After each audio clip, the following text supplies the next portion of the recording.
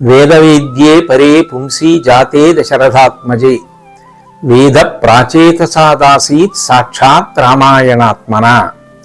పరబ్రహ్మము శ్రీరామచంద్రమూర్తిగా అవతరించాడు. అట్లాగే వేదము శ్రీరామాయణంగా ఈ భూమి మీద ప్రవర్తించింది. వేదమంతా కూడా ధర్మాన్ని తెలియచేస్తుంది. వేదం అంతా చదువుకుని ధర్మం తెలుసుకోవడం కష్టము అనుకున్నప్పుడు శ్రీరామాయణంలో రామచంద్రమూర్తి ఏ ఏ సందర్భాలలో ఏ ధర్మాన్ని పాటించాడో తెలుసుకుని ఆచరించడం చాలా తేలిక మార్గం. అందుకే రామో విగ్రహవాన్ ధర్మ అని కీర్తింపబడ్డాడు. అటువంటి శ్రీరామాయణ కావ్యం ఆది కావ్యం, మధురాతి మధురమైన కథ. అది పాప భంజనం చేస్తుంది. విశేషించి శ్రీరామాయణ కథాశ్రవణము చేత పితృదేవతలు దేవతలు కూడా ప్రీతి పొందుతారు. అంత గొప్పదైన ఆ శ్రీరామాయణం అంతటి మీద కూడా 42 రోజుల పాటు ప్రవచన కార్యక్రమం జరగబోతోంది.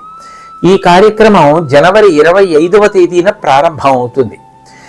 ఈ రామాయణ ప్రవచన కార్యక్రమం జరిగే వేదిక విశాఖపట్టణం కొమ్మాదిలో ఉన్న గాయత్రి మహిళా ఇంజనీరింగ్ కళాశాల ప్రాంగణం. ప్రతిరోజు సాయంకాలం 6 గంటలకి ప్రవచనం ప్రారంభం అవుతుంది. దీనిని నిర్వహించేటటువంటి వారు గాయత్రి విద్యా పరిషత్తు, అష్టలక్ష్మీ దేవాలయం మరియు వైశాఖేశ్వర స్వామి దేవాలయం. ఈ 3 కొమ్మాదిలో ఉన్నవి. వీరి చేత ఈ కార్యక్రమం నిర్వహింపబడుతుంది. ఇంత గొప్పదైన ఈ సంపూర్ణ శ్రీరామాయణ ప్రవచన కార్యక్రమాలకు జనవరి 25 సాయంకాలం 6 గంటల నుంచి అందరూ కూడా వచ్చి చక్కగా శ్రీరామాయణ శ్రవణం చేసి రామచంద్రమూర్తి యొక్క అనుగ్రహమునకు పాత్రులగుదురుగాక అని ఇదే ఆహ్వానం. అందరికీ ప్రవేశం ఉంది.